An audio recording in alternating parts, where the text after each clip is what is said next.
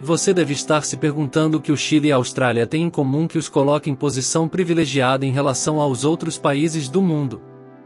Bem, há uma substância que é abundante nesses dois países e que é fundamental no mundo moderno. Mas para saber qual é essa substância, que tem sido chamada de ouro branco, e por que ela é tão importante, fique até o fim do vídeo. A ilha de Uto na Suécia parece com qualquer outra ilha. É rica em vegetação, e alguns turistas aparecem para visitar o lugar. Mas o que foi descoberto nessa ilha pode ser responsável por muito do nosso mundo moderno e para futuras superpotências globais nas próximas décadas. Agora vamos voltar no tempo. José Bonifácio de Andrada foi um geólogo, professor na Universidade de Coimbra no ano de 1800. Em seu tempo livre ele viajou pela Europa estudando rochas, e um dia em suas viagens ele chegou a uma ilha com uma pequena mina de ferro que estava operando nas proximidades. Então ele se aventurou na mina e encontrou um mineral muito estranho, com uma tonalidade amarela e esbranquiçada, além de bastante frágil. A pedra realmente não parecia ter propriedades especiais, e José a chamou de pedalite. Ela foi colocada em um laboratório sueco, e ninguém mexeu nela por mais 17 anos. Isso foi até o químico sueco John Jacob Berzelius e seu aluno Johan August Alfredsson decidirem analisar o mineral. E o que encontraram foi um elemento que o mundo nunca tinha visto antes. Era um elemento que se comportava de forma muito semelhante ao potássio e ao sódio, no entanto era muito menos solúvel em água e parecia ser mais sólido do que eles. John e seu aluno nomearam esse novo elemento de Lifos, que significa pedra em grego. E hoje esse elemento é conhecido como lítio. Quando há uma nova descoberta em um campo como química ou física, geralmente leva muitos anos antes de encontrarem uma aplicação prática para o que foi descoberto. E talvez você não saiba, mas há uma coisa que impulsiona a inovação tecnológica mais do que qualquer outro fator.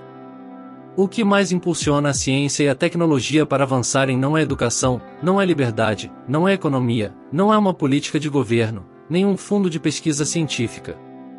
Bem, se não são essas coisas, então o que é? E a resposta é: guerra. Veja só. Até a década de 1940 o lítio não tinha realmente uma utilidade. Havia algumas minas de lítio que estavam ativas no mundo, mas o lítio era usado apenas para coisas como tigelas de cerâmica, e no seu uso mais nobre, para o tratamento de mania em algumas pequenas áreas na Europa. Quando veio a Segunda Guerra Mundial, o lítio começou a ser produzido em massa porque passou a ser usado como graxa para lubrificar os motores de caças e bombardeiros. Mas foi só a partir da Guerra Fria que o lítio começou a se tornar uma grande parte da história da humanidade. Isso porque esse pequeno elemento desempenharia um papel vital no desenvolvimento da invenção mais infame da humanidade. Você sabe o que acontece quando se bombardeia lítio com partículas subatômicas chamadas nêutrons? Uma arma nuclear. A coisa mais destrutiva que a humanidade já criou, a bomba de hidrogênio, foi gerada a partir daquela pedrinha que foi descoberta na Suécia apenas 150 anos antes. E o que logo se seguiu foi uma corrida armamentista nuclear entre a União Soviética e os Estados Unidos ao longo das próximas 3 décadas. A demanda por bombas nucleares disparou, e assim aumentou também a demanda por lítio. A União Soviética e os Estados Unidos criaram mais de 70 mil armas nucleares durante a Guerra Fria, e detonaram 1747 delas para ver seus efeitos. Por causa dessa demanda aumentada, o lítio começou a ser extraído ao redor do mundo. Os Estados Unidos tornou-se o maior produtor de lítio até a década de 1990, quando começou a desarmar seu arsenal de armas nucleares. Nos anos 2000 a demanda por lítio era muito pequena e essa indústria estava praticamente morta, mas então aconteceram grandes mudanças tecnológicas. A Apple lançou um produto revolucionário. Um iPod Touch, com telefone celular e comunicação com a internet, em um produto só. Estamos falando do iPhone. Em 2007 o iPhone foi lançado. O lítio era extremamente bom para uma nova finalidade: baterias recarregáveis leves.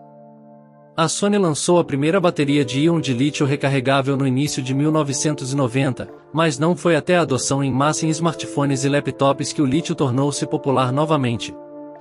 E para colocar isso em perspectiva, o uso de lítio globalmente aumentou 600% desde 2007, e isso é quase inteiramente graças à inclusão da bateria de lítio em smartphones e computadores. Mas isso não é a história completa, porque duas outras indústrias que também contam com lítio para ter sucesso vêm crescendo ao lado dos smartphones. Uma é a indústria de carros elétricos, e a outra é a indústria de energia. Juntamente com os smartphones, talvez a transformação mais monumental impulsionada pelo lítio é o boom dos veículos elétricos. A indústria de carros elétricos passou de inexistente, há apenas 15 anos, para agora ter cerca de 3 a 5% de todos os carros no mundo. A indústria da energia renovável também experimentou um boom, com um crescimento exponencial nos últimos 15 anos, e essa indústria depende muito do armazenamento de eletricidade de moinhos de vento e fazendas solares em baterias de íon de lítio. Mas todo esse crescimento absurdo recente de smartphones, computadores, carros elétricos e energia renovável tem um custo. Ao longo dos últimos 2 anos, o preço do lítio aumentou em mais de 400%, e isso se deve à incapacidade da oferta para atender a demanda. A indústria mundial de lítio não estava pronta para acompanhar esse aumento da demanda, e assim, em 2022 começamos pela primeira vez a ver a escassez de lítio em todo o mundo. Isso levou ao aumento de preços de carros elétricos, à incapacidade de pequenas empresas para obter lítio, e também tornou a energia renovável mais cara. A partir disso, vários países do mundo começaram a buscar se tornar o maior produtor da indústria de lítio. Vamos pensar sobre isso. Quem controla o fornecimento de lítio será capaz de controlar a próxima geração da nossa economia e do nosso abastecimento de energia. E é aí que entram os países que mencionamos no início do vídeo. Mas antes de continuar, quero te lembrar de curtir o vídeo se gostar desse conteúdo, de se inscrever no canal e ativar as notificações para ver assim que postarmos novos vídeos. Atualmente, o maior produtor de lítio no mundo é a Austrália, que produz cerca de 45% do lítio do mundo, o que significa que há uma boa chance de a Austrália se tornar a superpotência controladora do lítio para a indústria nos próximos anos. Por outro lado, a China controla cerca de metade do processamento e fábricas de produção de lítio do mundo. No entanto, o país extrai substancialmente menos lítio do que a Austrália. Mas existe algo que pode mudar toda a indústria. Este é o deserto do Atacama, aqui na América do Sul. Olhe só! É muito seco. É na verdade o lugar mais seco do planeta. O deserto do Saara tem 7 vezes mais chuva que o deserto do Atacama. Mas é este lugar sem água ou vida que pode em breve se tornar o centro da tecnologia mundial. Isso porque o deserto do Atacama pode ter cerca da metade do lítio do mundo em seu solo seco, e ainda melhor, de fácil extração, tornando muito provável que este deserto possa se transformar no maior campo de extração de lítio do mundo. De fato, o chamado Triângulo do Lítio é uma área compartilhada entre Argentina, Bolívia e Chile que tem a maior densidade de lítio no planeta, cerca de 65% na verdade. Obviamente outros países e empresas já começaram a explorar o local. A empresa americana Albemarle já comprou grande parte da produção de lítio na Austrália e no Chile e planeja expandir sua operação no Triângulo do Lítio. Além desse, já são mais de uma dúzia de outros projetos de extração de lítio atualmente sendo construídos dentro do Triângulo do Lítio, e esta corrida das empresas atrás do lítio passou a ser chamada de Corrida do Ouro Branco do século XXI. Mas novamente essa não é a história completa, porque como foi o caso da Corrida do Ouro na costa oeste dos Estados Unidos, pode em breve ser o caso do deserto do Atacama na próxima geração de garimpeiros de minerais. A região do Lago Salton, na Califórnia, era lotada de turistas em 1950. Nos últimos 70 anos, diversos problemas ambientais tornaram o lago totalmente seco e salino, e agora no solo existe lítio que pode ser extraído. Agora Salton está atraindo atenção, e a extração de lítio deve impulsionar a economia local, já que atualmente existe apenas uma mina de lítio operando em todo o território dos Estados Unidos. Mas nos 2 últimos anos empresas como General Motors e Berkshire Hathaway, e cerca de uma dúzia de outras empresas compraram os direitos às reservas de lítio em Nevada e Califórnia, na esperança de criar seus campos próprios de extração de lítio. Para onde isso tudo está indo e como isso afeta você e a economia mundial?